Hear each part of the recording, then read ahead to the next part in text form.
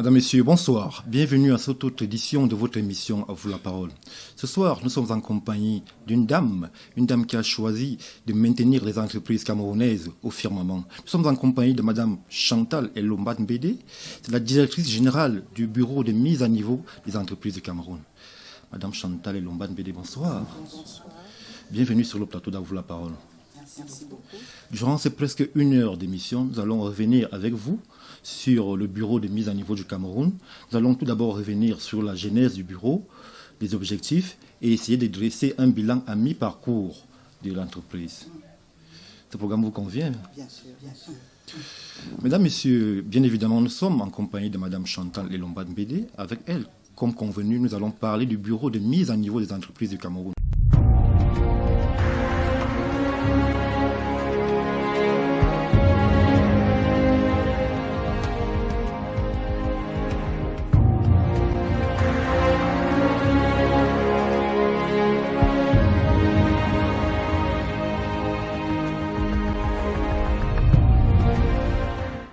Retour sur le plateau de Vous la parole de ce soir. Comme convenu, comme présenté, nous sommes en compagnie de Madame Chantal Elombat Mbede. Nous allons, comme ça, tout de go rentrer dans le menu du jour et parler du bureau de mise à niveau des entreprises du Cameroun. Alors, la genèse du bureau, qu'est-ce qui est à l'origine de sa création? Alors, à l'origine de la création du bureau de mise à niveau, il faut dire que nous avons d'abord la négociation des accords de partenariat économique.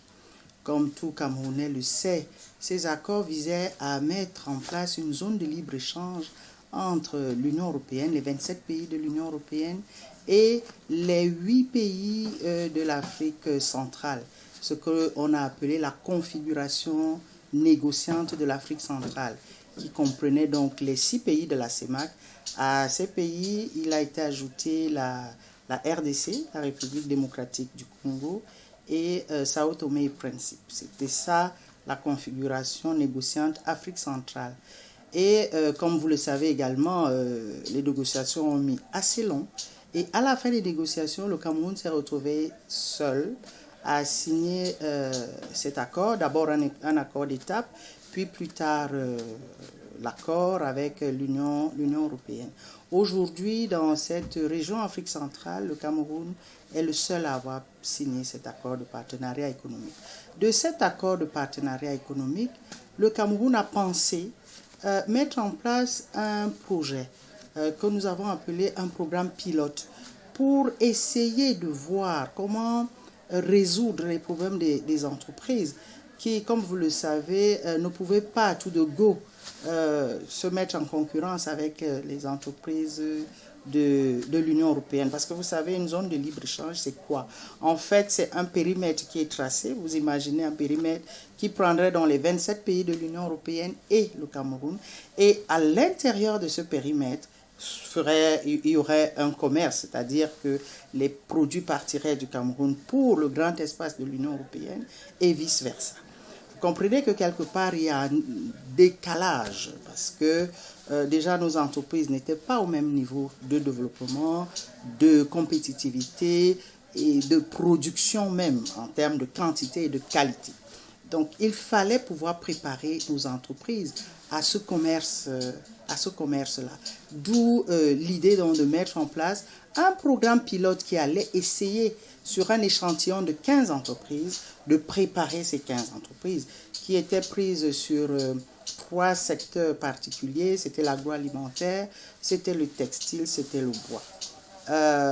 Ce programme est allé de 2008 pratiquement à 2012 et a eu les résultats que nous allons retenir. Celui d'avoir mis en place un programme national de mise à niveau des entreprises que le bureau de mise à niveau met en œuvre. Celui également de booster la création des structures comme la NOR, comme la BSTP et bien d'autres. Pour essayer de revenir à la création du bureau, ne pensez-vous pas que c'était une aventure assez périlleuse pour le Cameroun de s'épargner les pays frères de la CEMAC et de se lancer seul dans cette aventure de l'ouverture de son espace? Est-ce que vous ne pensez pas que c'était assez périlleux pour le Cameroun? Alors, périlleux, avec un peu de recul, ce qu'on peut dire, c'est que lorsque vous prenez cette configuration négociante Afrique centrale, vous allez comprendre que 3 pays sortaient un peu du lot. C'est les pays qui ont une économie intermédiaire, comme on dit. C'était le Cameroun, c'était le Gabon, c'était le Congo dans une moindre mesure. Alors, ces pays ont, politiquement, disons, jugé le pour et le contre et ont choisi déjà d'aller aux négociations un peu plus poussées. Et puis le Cameroun, plus tard, comme vous le savez, choisira de signer cet accord. Il est vrai que des négociations se poursuivent au niveau de la CEMAC pour amener les autres pays de la configuration Afrique centrale à adhérer cette fois-là, adhérer à l'accord que le Cameroun a signé. Et nous espérons que pour garder certaines facilités comme notre union douanière, est-ce que c'est une facilité? Des choses que nous avions déjà réussi à mettre en place. Vous savez qu'en Afrique, l'Afrique centrale a mis l'union douanière en place avant l'Union européenne. C'est des choses qui ont été peut-être copiées par l'Union européenne. Madame le directeur, la question que peut-être ces pays, frères de la CEMAC, pourraient vous poser à vous, le Cameroun, c'est qu'est-ce qu'on gagne à être présent dans cet accord? Il est vrai que lorsque nous prenons les choses vraiment dans la technique même de ces négociations, il faut dire que, et vous me ramenez là un peu en arrière, que ces pays n'avaient pas vraiment le choix, parce ces pays, ils avaient déjà ce qu'on a appelé le tout sauf les armes. C'est-à-dire que certains de ces pays qui sont des PMA, les pays moins avancés, avaient déjà leur entrée sur le marché européen pour tous leurs produits, sauf les armes.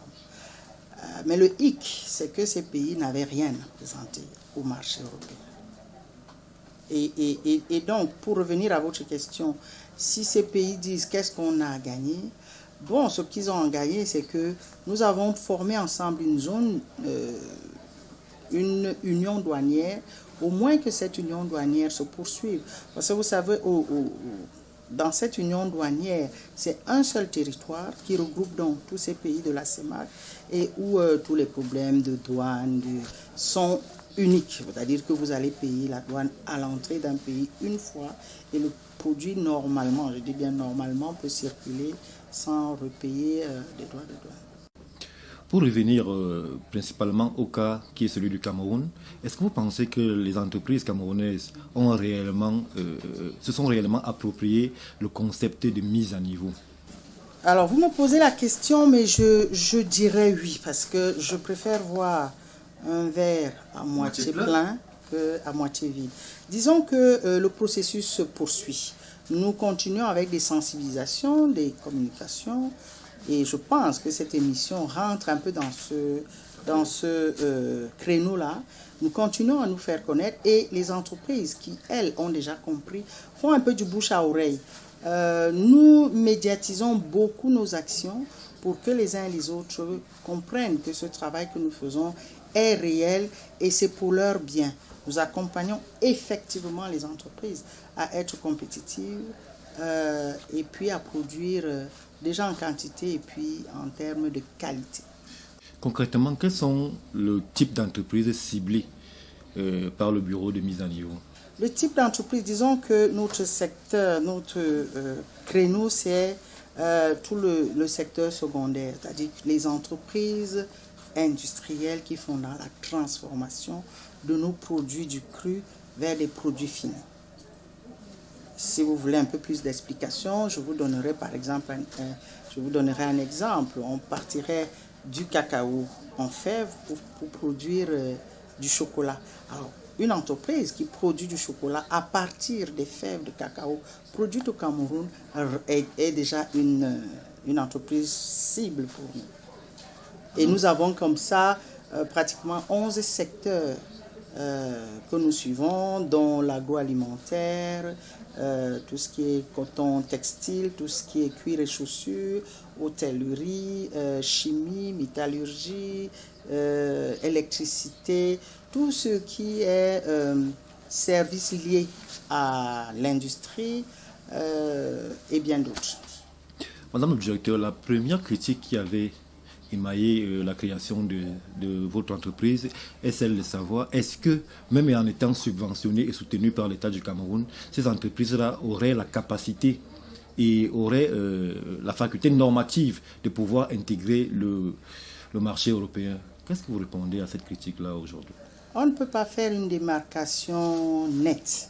Vous savez, on a des entreprises, des très petites entreprises de transformation, on a des petites et moyennes entreprises, on a également de grandes entreprises. Alors, c'est difficile de mettre toutes ces entreprises dans un seul package. Il y a des entreprises qui peuvent soutenir. Vous avez le nom d'une entreprise camerounaise qui parvient à performer sur le marché européen, de l'Union européenne?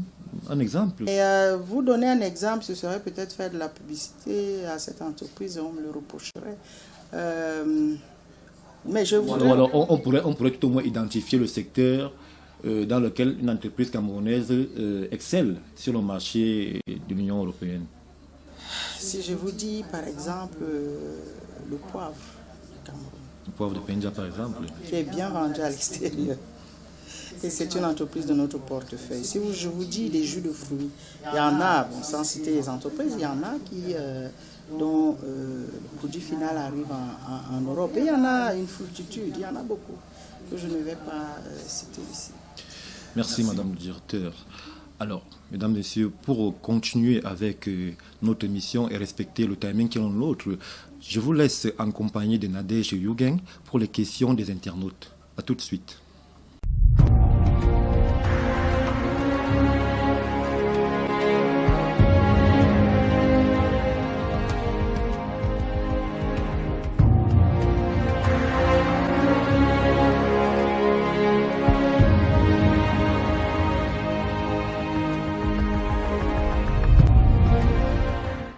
Bonsoir Madame Chantal Elombat, bienvenue chez nous, chez vous.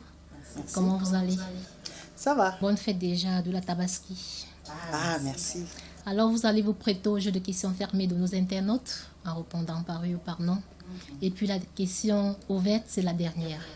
C'est bon le principe? On peut y aller. Pensez-vous véritablement que le Cameroun atteindra son émergence d'ici 2035? Oui. La corruption touche-t-elle les entreprises camerounaises? Oui. Vous est-il déjà arrivé d'être tenté par des tierces pour des recrutements fictifs? Recrutement fictif, non. Pour ou contre la reprise des 3 matières du baccalauréat après l'affût de certaines épreuves? Pour, si c'est prouvé qu'il y a eu circulation des épreuves avant, c'est un peu injuste. Ok. Est-il aisé de concilier la vie professionnelle et la vie familiale? C'est une question d'organisation et ça se concilie bien. Êtes-vous, oui ou non, une femme autoritaire? Les autres qui pourraient le dire. Mais en matière de travail, je sais que je le suis un peu. D'accord, pour sortir avec cette question ouverte, vu le rôle qui est celui des institutions dont vous avez la charge, pensez-vous satisfaire aux attentes des Camerounais? Oui, je pense que on peut le dire. Jusqu'à présent, nous avons eu beaucoup d'encouragement, quelques félicitations, mais vous savez, toute œuvre humaine a ses mauvais côtés et il y a aussi quelques plaintes que nous essayons de régler au fur et à mesure, surtout de nous comprendre. Alors, Chantal Elombat, merci d'avoir répondu aux questions fermées de nos internautes. Merci aussi.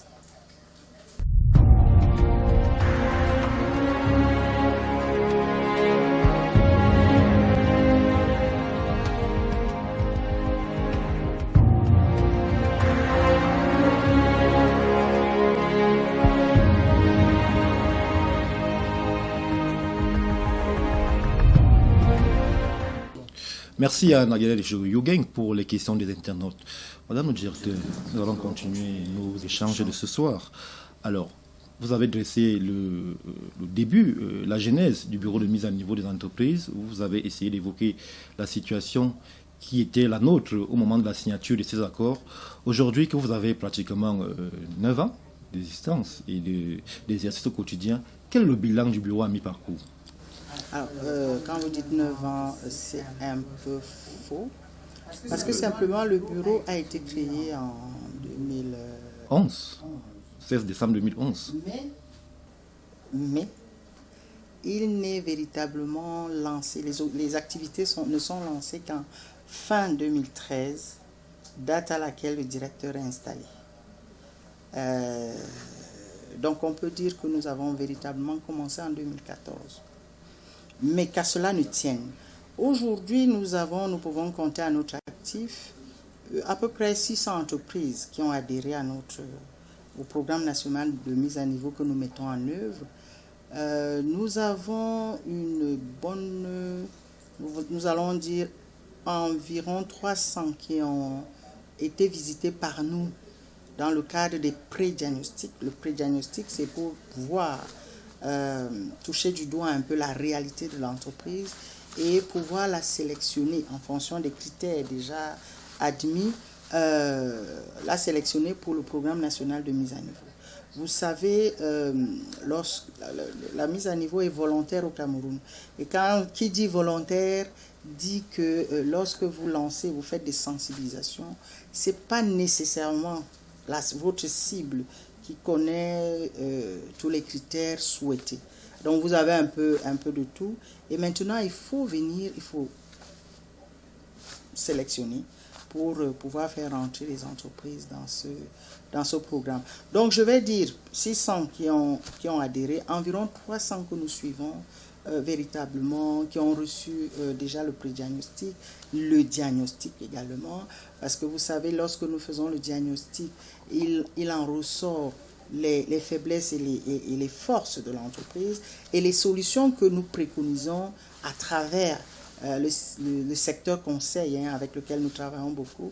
Je disais donc les solutions que nous préconisons pour que l'entreprise se sorte de ces faiblesses que nous avons constatées afin qu'elle devienne compétitive déjà sur le marché local, c'est-à-dire le marché camerounais, puis après sur le marché immédiatement sous-régional avant de l'être sur le marché mondial si on veut. Madame le directeur, certainement pour les chefs d'entreprise qui certainement nous suivent, quel est le cahier de charges qu'une entreprise doit respecter pour être éligible au bureau de mise à niveau? Alors, nous avons, comme je vous l'ai dit, on a déjà des secteurs qui ont été identifiés. Ces secteurs-là, ce sont ceux qui génèrent le plus de valeur ajoutée. Je peux reprendre pour la question, nous avons l'agroalimentaire, nous avons la chimie, le coton textile, cuir, chaussures, métallurgie, services liés à l'entreprise, hôtellerie, électricité et autres.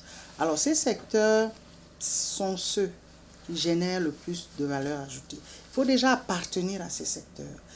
Le deuxième critère, c'est qu'il faut avoir un chiffre d'affaires qui soit au moins égal à 35 millions de francs par an. Disons que là, c'est par an. Oui, c'est une souplesse que nous avons ajoutée pour aller chercher le plus loin possible les entreprises qui font dans la transformation. Parce qu'au départ, ce critère de chiffre d'affaires était placé à 100 millions. Et c'est un peu lourd pour les... C'est assez élitiste. C'est quelque chose qu'on nous a reproché. Nous sommes descendus à 50 millions pour la mise à niveau globale et maintenant à 35 millions pour la mise à niveau spécifique. Peut-être devrais-je expliquer la mise à niveau globale, la différence entre la mise à niveau globale et la mise à niveau spécifique. Alors la mise à niveau spécifique, c'est nous arrivons en entreprise et nous allons mener avec l'entreprise 3 activités parmi les faiblesses de cette entreprise. Par contre, la mise à niveau globale, c'est que nous regardons tous les départements de l'entreprise et à la loupe, et nous regardons donc ce qui va, ce qui ne va pas, quelles sont les faiblesses, quelles sont les forces. Et à partir de cela, nous élaborons un plan de mise à niveau que l'entreprise suit avec nous pendant un temps dont la moyenne est peut-être de 18 mois parce que c'est un processus. On ne se met pas à niveau du jour au lendemain, non. Il y a des activités, il y a des actions matérielles qui reviennent à l'entreprise et des actions immatérielles qui, elles, sont de la charge du bureau de mise à niveau. Dans les immatériels, je peux vous citer la formation, dans tous les domaines, dans tous les départements de l'entreprise. Madame le directeur, quand on parle d'entreprise au Cameroun, c'est forcément plusieurs départements ministériels qui sont interpellés. Alors, avec lesquels collaborez-vous le plus et qu'est-ce qu'ils vous apportent dans le suivi au quotidien des entreprises dont vous avez la charge? Alors là, vous parlez de nos parties intéressées. Nous avons en premier lieu, nous avons le MINEPAT, qui est le ministère de l'économie, qui est notre ministère de tutelle. Alors, qu'est-ce que le ministère de l'économie nous apporte? Déjà, le ministère nous apporte tout ce qui est financement, que ce soit des financements propres de l'État ou que ce soit des financements par des bailleurs de fonds. C'est le ministère de l'économie. Nous avons le ministère des Finances, qui est notre tutelle financière, qui apporte une aide très appréciable pour le financement de notre fonctionnement. Nous avons le ministère des petites et moyennes entreprises. Vous comprenez que la seule différence, c'est que nous nous occupons de l'entreprise en général, petite, moyenne, grande, et là, eux, ils sont segmentés à la petite et moyenne, mais une partie de leur responsabilité sur les entreprises nous revient aussi. Donc, nous travaillons beaucoup ensemble. Nous travaillons beaucoup avec ce ministère-là. Le département ministériel vous apporte quoi concrètement? L'expertise de leur cadre ou les appuis multiformes? Oui, la prospection au niveau de l'ensemble du territoire en termes de construction de vos objectifs? Oui, il est possible que nous ayons besoin de l'expertise des cadres dans le travail quotidien que nous faisons. Mais disons que la mise à niveau, c'est un métier. C'est un métier nouveau où vous allez avoir des expertises comme être technologue, faire du marketing, être expert financier, être expert qualiticien. Vous voyez, ces expertises, on peut les retrouver dans plusieurs ministères, mais le bureau de mise à niveau travaille beaucoup plus avec le secteur conseil, tout ce qui est consultant, cabinet, consultant individuel, consultants internationaux dans des domaines bien précis. D'accord. Madame le directeur, j'ai ici devant moi le dernier numéro de votre magazine, Mise à niveau, MAC, où nous avons eu le temps de le feuilleter et nous avons remarqué une interview de Alain Blaise Batongué, le secrétaire général du JICAM. Quels sont les rapports que vous entretenez avec le patronat camerounais? Alors, il faut dire que notre instance de décision, qui est le comité de pilotage, a en son sein le JICAM, que vous venez de citer avec son représentant qui est Alain Blaise Batongué. Nous avons le Syndustricam, qui est représenté au comité de pilotage. Nous avons l'APECAM. Peut-être qu'il faudrait expliquer ces différents sigles, Madame le directeur. On sait que le JICAM, c'est le groupement inter... Voilà.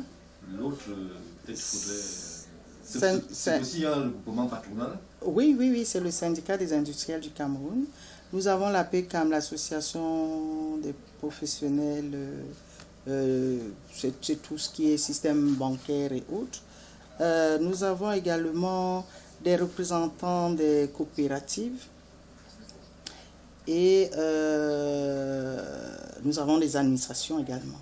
Alors, votre question, c'était par rapport au groupement patronaux. Oui, bien sûr. Alors, précisément, le plus compétitif qu'est le JICAM. Nous avons également le MECAM, le mouvement des entrepreneurs du Cameroun, qui est représenté. Et j'espère que je n'oublie personne, je ne pense pas. Alors, avec le JICAM, c'est les grandes entreprises. Là-dedans, vous retrouvez les petites et moyennes et les grandes entreprises qui font partie de notre portefeuille. C'est un peu notre... Et vous ont accepté ces grandes entreprises-là? Ah, beaucoup.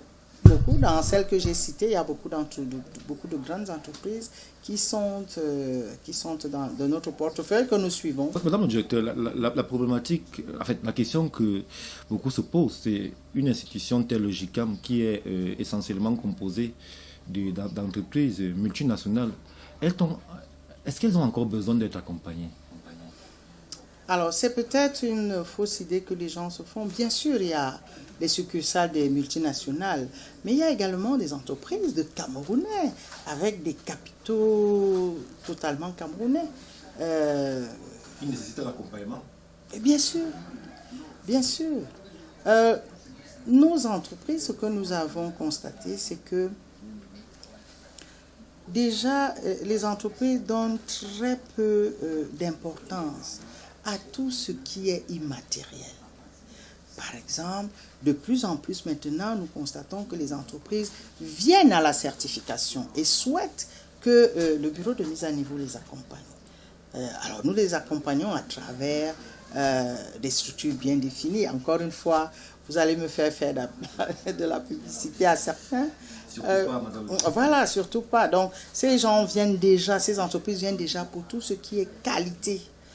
Et donc, nous les accompagnons dans plusieurs normes, management de la qualité, ISO 9001, vous en avez entendu parler.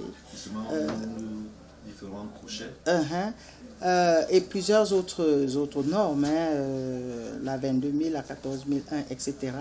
Mais en dehors de ça, ces grandes entreprises viennent aussi pour que nous les accompagnions en mise à niveau technique, pour qu'elles soient plus compétitives.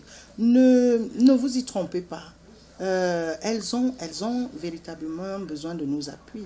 Vous avez peut-être vu à la télé ou dans les journaux, à cette mise à niveau, nous relions une prime que le gouvernement a bien voulu donner. C'est un peu comme la cerise sur le gâteau pour encourager ces entreprises justement à être compétitives. Et donc nous avons distribué, nous avons un peu laissé passer le temps du Covid et du confinement. Et ces 2 dernières semaines, nous avons donné des primes pratiquement à 5 entreprises, parmi lesquelles de grandes entreprises.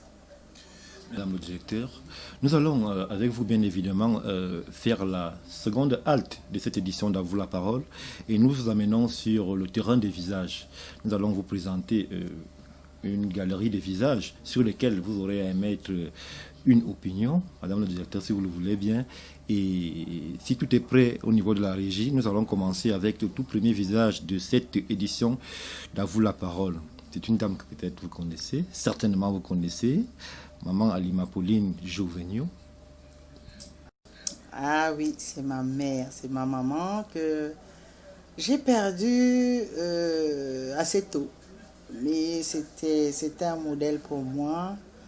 Maman était toujours souriante. C'était déjà une très belle femme et qui souriait tout le temps. Et à ses côtés, vous vous sentiez réconforté.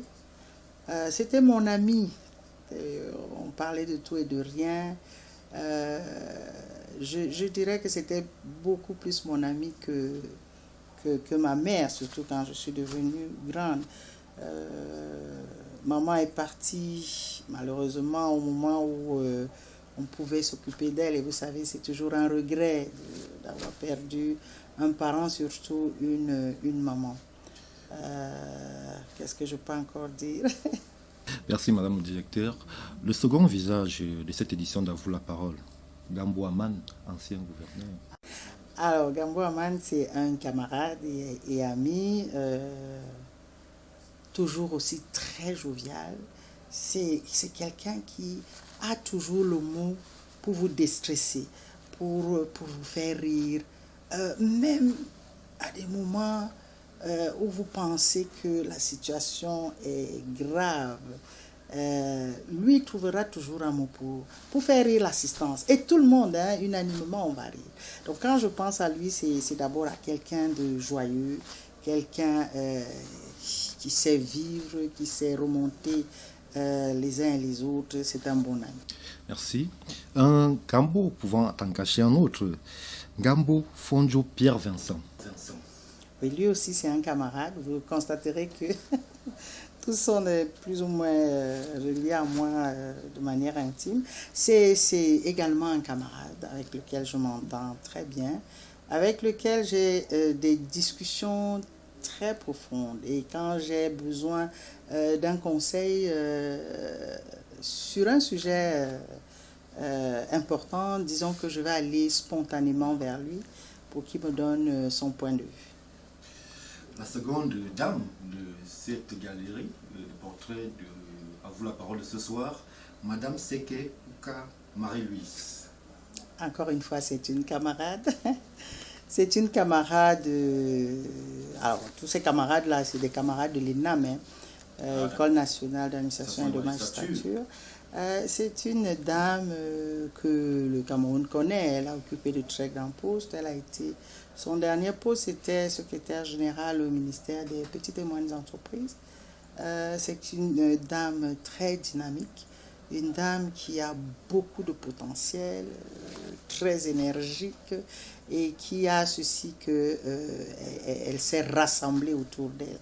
D'ailleurs, c'est la présidente de notre association, de notre promotion à l'ENAM, et tout le monde veut la garder dans ce poste parce qu'elle fait bien son travail, du moins tout ce qu'on attend d'elle, elle le fait, et même ce qu'on n'attend pas, elle le fait. D'accord, nous avançons, Madame le directeur, avec un visage qui vous est certainement familier, le ministre Boutazé. Lui aussi, je ne sais pas si je devrais le dire, c'est aussi un camarade de l'ENAM. Mais surtout, c'est mon patron, là, je vous ai parlé de la tutelle financière. Et non, c'est quelqu'un de travailleur, c'est quelqu'un qui fonce, qui va au bout de ses idées, et sur qui on peut compter. Au bureau de mise à niveau, il débloque quand vraiment nous faisons appel à lui. Vous savez que ces derniers temps, la trésorerie est un peu tendue, mais nous savons pouvoir compter sur lui. Le tout dernier visage de cette édition d'À vous la parole, le ministre Alamine Ousmane Meh. Là, c'est mon patron actuel. Alors, qu'est-ce que je dirais de mon patron? C'est également quelqu'un de très travailleur, quelqu'un qui vous marque, qui m'a beaucoup marqué à une réunion que nous avons eue avec le groupe de la Banque mondiale et du FMI. C'est quelqu'un qui parle plusieurs langues et très aisément. Je l'ai vu passer du français à l'allemand et à l'anglais. Et ceci m'a donné l'envie de maîtriser également, ne serait-ce que l'anglais. Il est assez discret, mais c'est quelqu'un qui maîtrise ses sujets, ses dossiers. Merci, Madame le directeur, de vous être prêtée au jeu des visages sur À vous la parole. Nous allons continuer nos échanges et essayer d'aborder maintenant les thématiques liées à la gestion du Covid-19 par les entreprises et par vous aussi qui êtes une espèce de protecteur de ces entreprises-là. Alors, quelles sont les mesures que vous, à votre niveau, en tant que bureau de mise à niveau dans l'entreprise, avez essayé de prendre pour accompagner les entreprises dans ce moment difficile? Alors, il faut dire que la Covid-19 a surpris tout le monde. Du jour au lendemain, il a fallu être confiné. Alors, ce que nous avons fait dans un premier temps, c'est envoyer des lettres de soutien à toute notre cible, toutes les entreprises de notre portefeuille, pour leur dire nous sommes avec vous et nous sommes disponibles.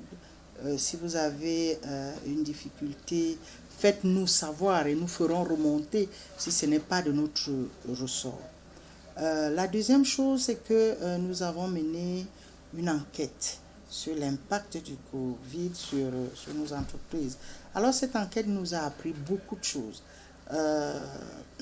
Bon, je vous dirais déjà que l'échantillon est le plus représentatif, c'était sur le secteur de l'agroalimentaire.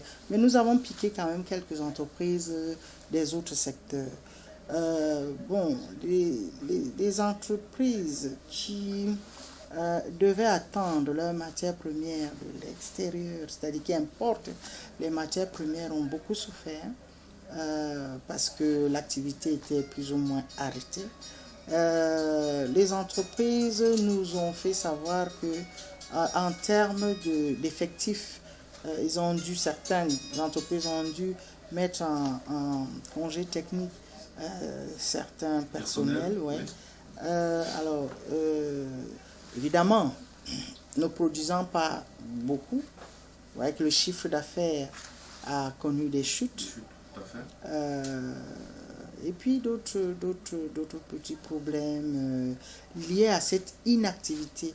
Vous savez, les entreprises n'étaient pas les seules confinées, puisque nous, les consommateurs aussi, nous étions d'une manière ou d'une autre confinés avec cette peur-là que est-ce qu'on va attraper tel que les uns et les autres. Vous qui êtes au quotidien de ces entreprises-là, quelle était leur principale difficulté? La peur d'un lendemain ou la peur de ne plus pouvoir exister après la COVID-19? De ne pas pouvoir exister, je ne dirais pas ça. Je dirais simplement que cette pandémie est venue imprimer une sorte de ralentissement dans les activités. Et qui dit ralentissement dans les activités? Vous ne produisez pas, vous ne pouvez pas vendre. Si vous ne pouvez pas vendre, vous n'avez pas de rentrée, vous n'avez pas de chiffre d'affaires. Tout est allé pratiquement au ralenti. Simplement, celles des entreprises de l'agroalimentaire qui pouvaient avoir leurs matières premières sur place, elles, par contre, elles ont eu l'effet contraire. Vous savez, vous produisez du pain. Ce n'est pas parce que vous êtes confiné que vous n'allez pas manger du pain.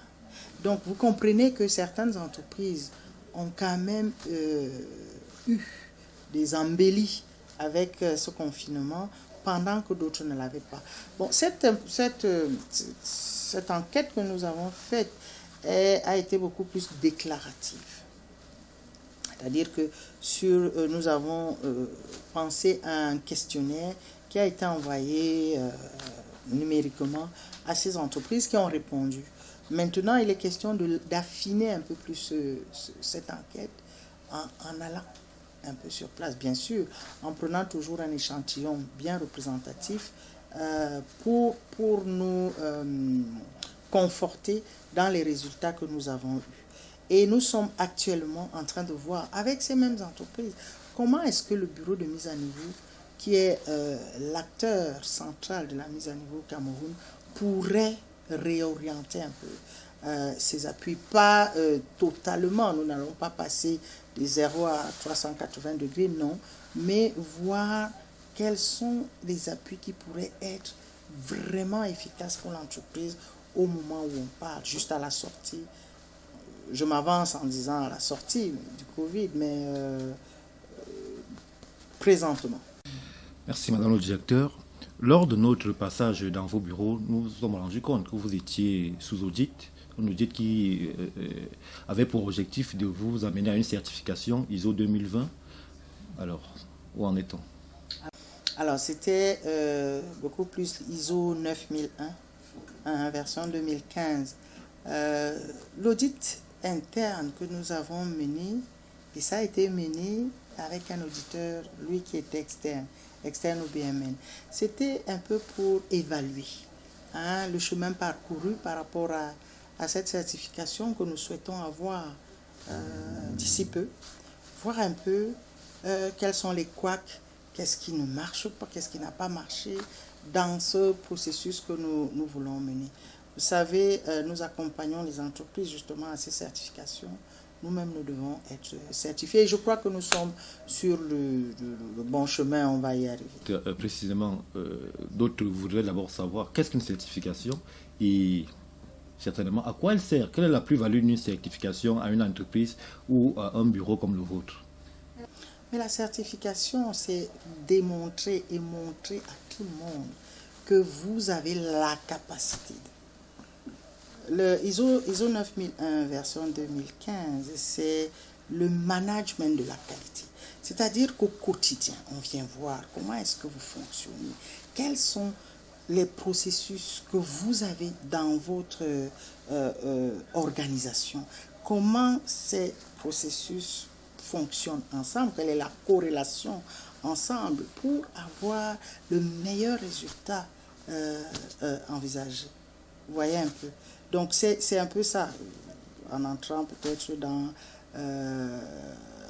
les choses plus internes, je vous dirais que nous avons 7 processus et l'audit interne vient et pose des questions à chacun de ces processus.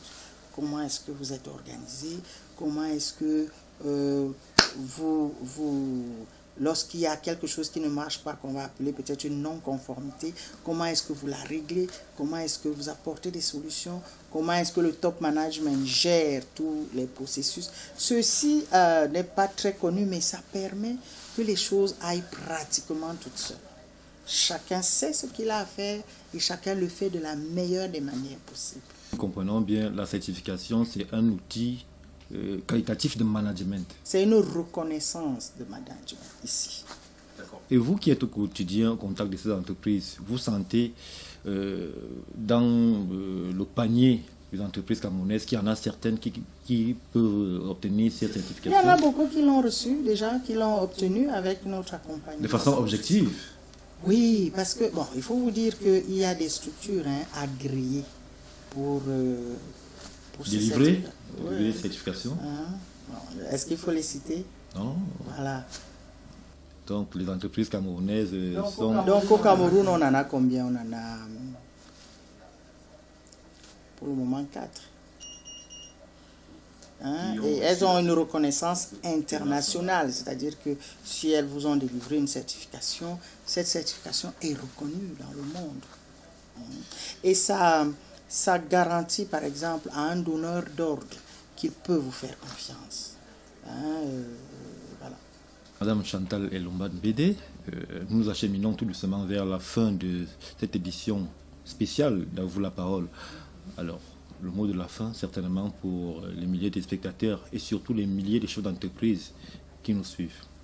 Alors, le mot de la fin, encore une fois, je vais dire aux chefs d'entreprise que le bureau de mise à niveau, et je l'ai un peu dit tout à l'heure, est l'instrument privilégié que le gouvernement a mis en place pour les aider à être compétitives, pour les aider même à se restructurer. Parce que la mission du bureau de mise à niveau, c'est d'une part mettre à niveau les entreprises par cette compétitivité, mais également aborder le volet restructuration des entreprises, qui est un peu plus lourd.